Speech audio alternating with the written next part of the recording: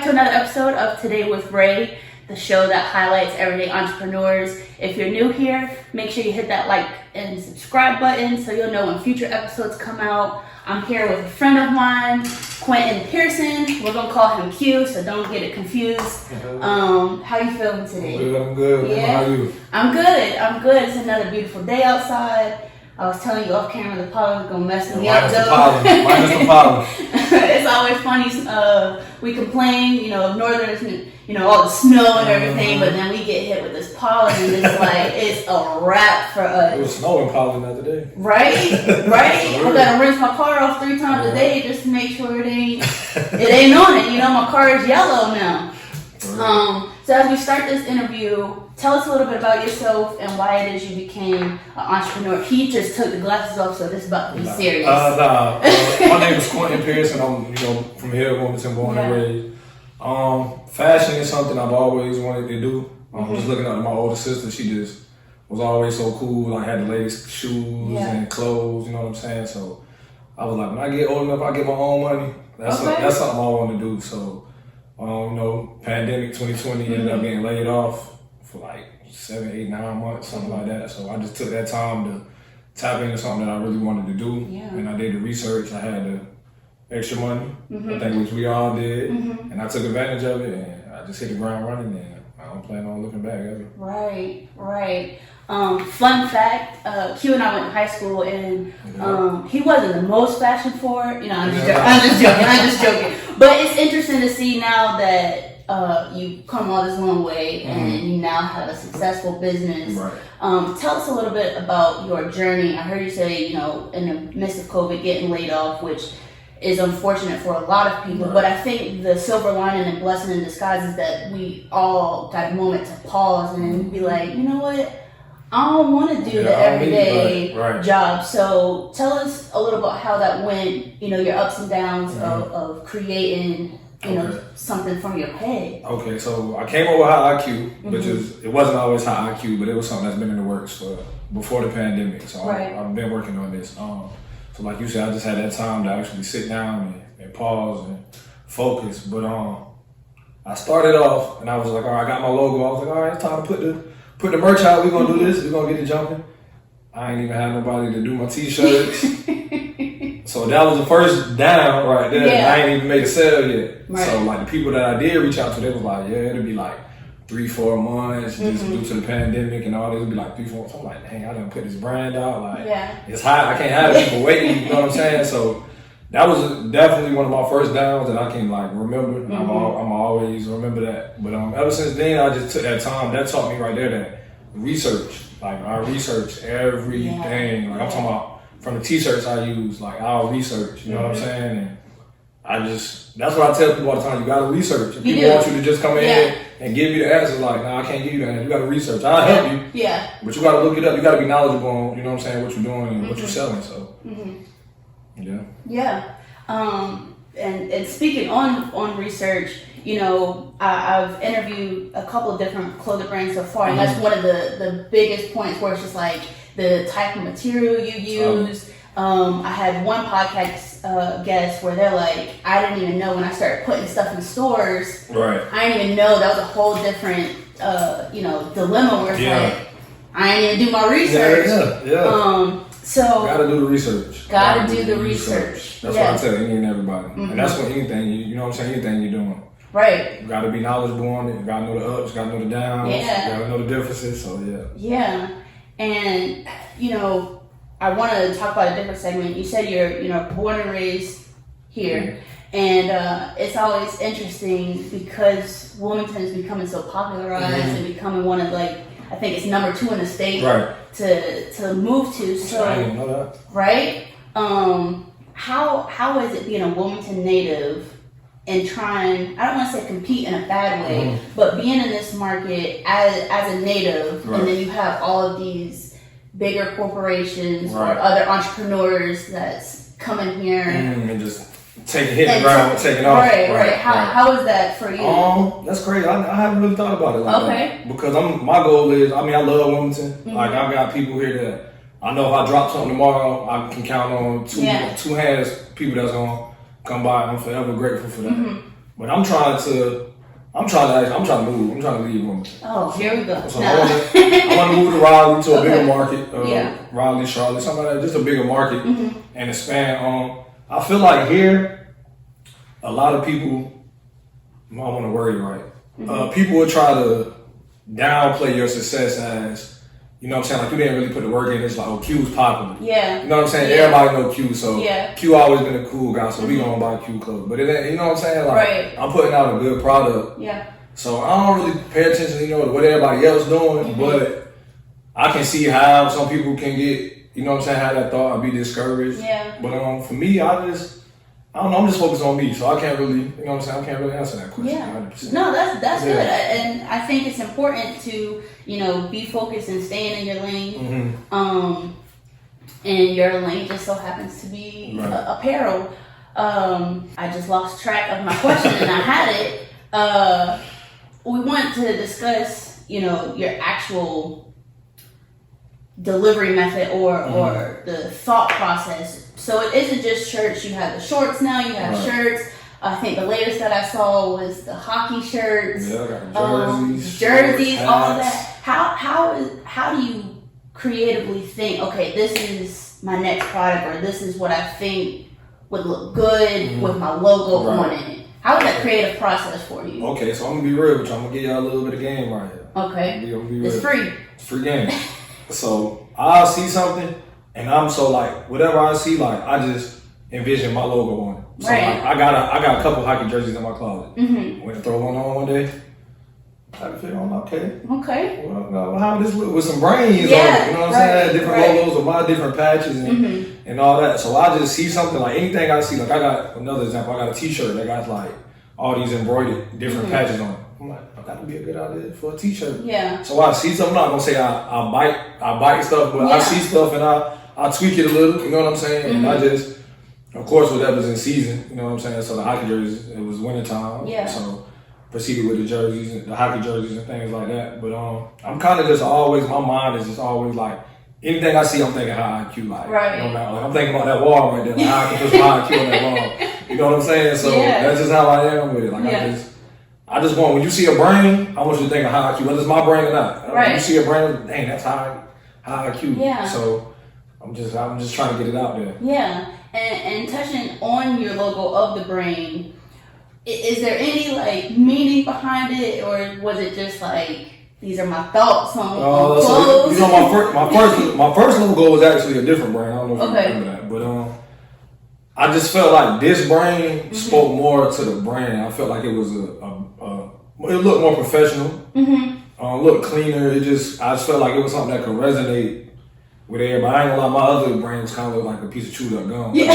I ain't gonna lie. When somebody said that, I couldn't see it. And I was like, nah, I can't have nobody think I'm more gum. You know what I'm saying? So I just feel like it just fits with the brand. And like now, like, you know, I'm pretty sure a lot of people around here know they see it. Yeah. Without the lettering, you would know what it is. So. Now, we touched, and you said that you're trying to move, which is unfortunate, but I get it, trying to market. Talk to us of how you get your stuff out there, like pop-up events. We'll tap into social media in a moment, but let's stick with the pop-up events right now. How does that look on this scene and then other places in the city? So the pop-up scene here in Wilmington, I've done a few. They've been pretty successful. I guess it just depends on, and this is with any event, I guess the venue, the promotion, accessibility, you know what I'm saying, things like that. Shout out to Corey Scott. Because when they did that Port City Rodeo, that was one of the best events I've attended, in town, out of town. I actually got this t-shirt. Yeah, exactly. I knew. But it was well organized. It was well promoted, and I like doing pop-ups because you get to meet the people. Whereas online, you know, you're just shipping it. Yeah. You get to meet the people. They get to ask you questions about your brand. You can explain it, and it's just you building a connection. You know what I'm saying? So like, if I didn't know you and I seen you at a pop-up, I probably 9 times out of 10 like, dang, I remember you from my last pop-up. You know what I'm saying? And stuff like that. It's cool when you see somebody wearing your stuff to the next event, or I've been events where I sell something, they throw it on, like, I gotta throw this on right now. You know what I'm saying? It's just, the pop-ups, I love doing pop-ups. I love communicating. I love networking. You know what I'm saying? I love supporting other businesses. So things like that, just getting out there, that's like, I guess we'll call it like grassroots. Yeah. It's like grassroots hustling. So, I like that.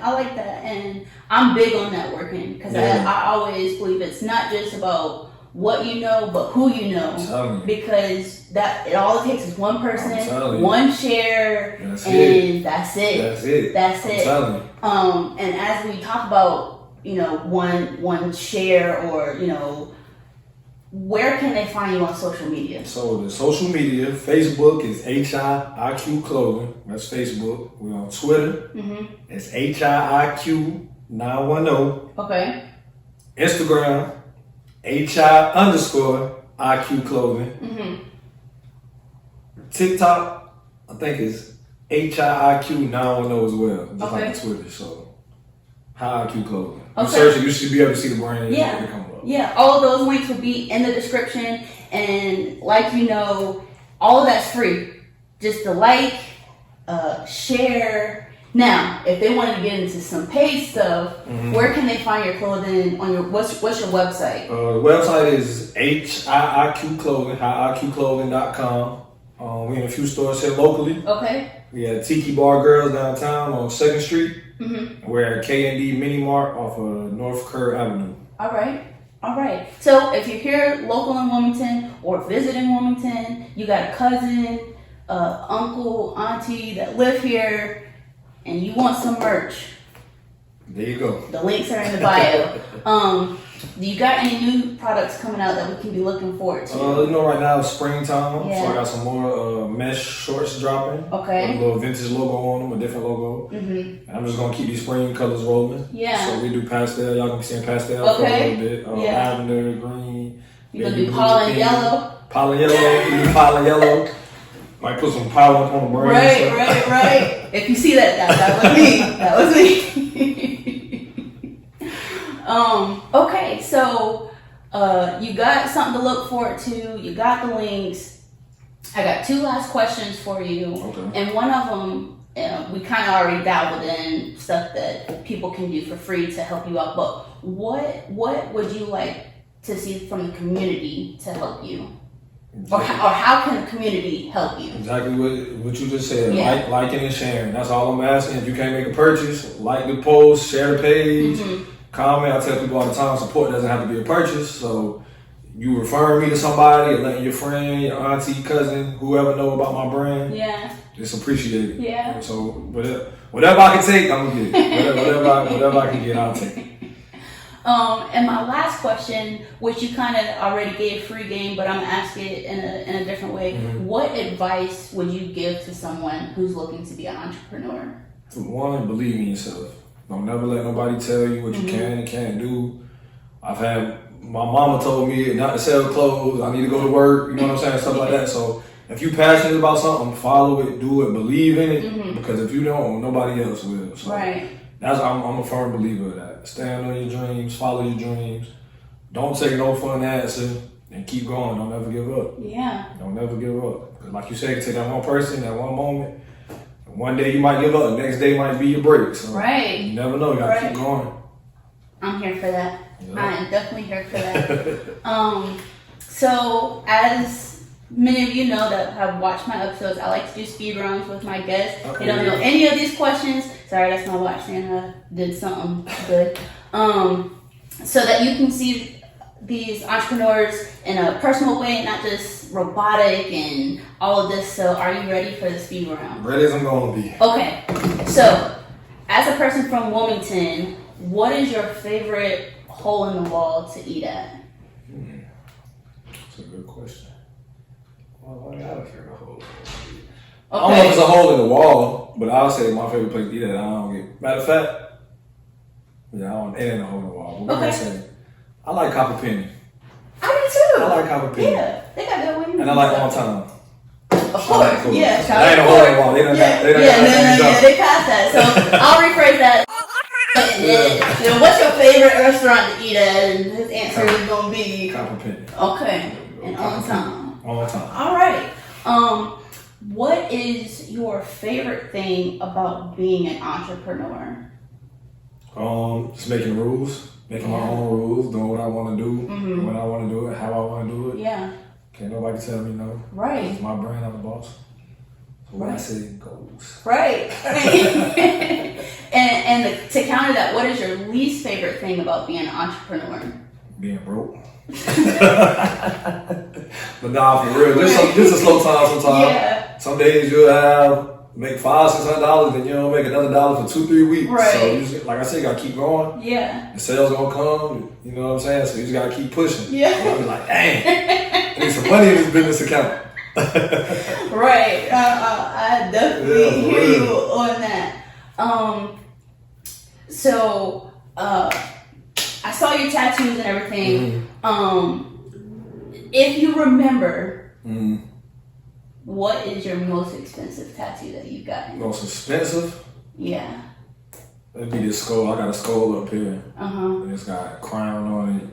It's all everything covered on it. Yeah. And it's like taking my whole arm, go all the way back here. Yeah. And I was like 5 something. Oh. Like 5. Yeah. Like 5 something. Yeah. It hurt the pockets. Yeah. It hurt the pockets. Yeah. But it's there now, so. I always laugh because if I count up like the investments made, that would probably be a car at this point, like a down payment on a hoopty. For real. These are the most painful. Right. The fingers hurt. Oh my God. And I'm glad you said that because I see a lot of people and they always say it fades and everything, but that's what the lady told me that didn't, but they're not. It hurt. I know that. Shit, like, we're going to have to retouch them. I was like, nah, we ain't Nah, going you back on that. They look like. I'm good. Oh, man. So, I want to thank you for coming on the Thank show. You for having me. I'm glad we ended on a laughing note. So, that's my episode. I mean, you're going to like it, you're going to not like it. I'm going to keep pushing because you heard it from an entrepreneur himself that I got to believe in me and he going to believe in him. And I don't believe that you're going to tune into this episode. So. Like and subscribe. Yeah. So all of that, I'm Rhema T. Make sure you support a local business.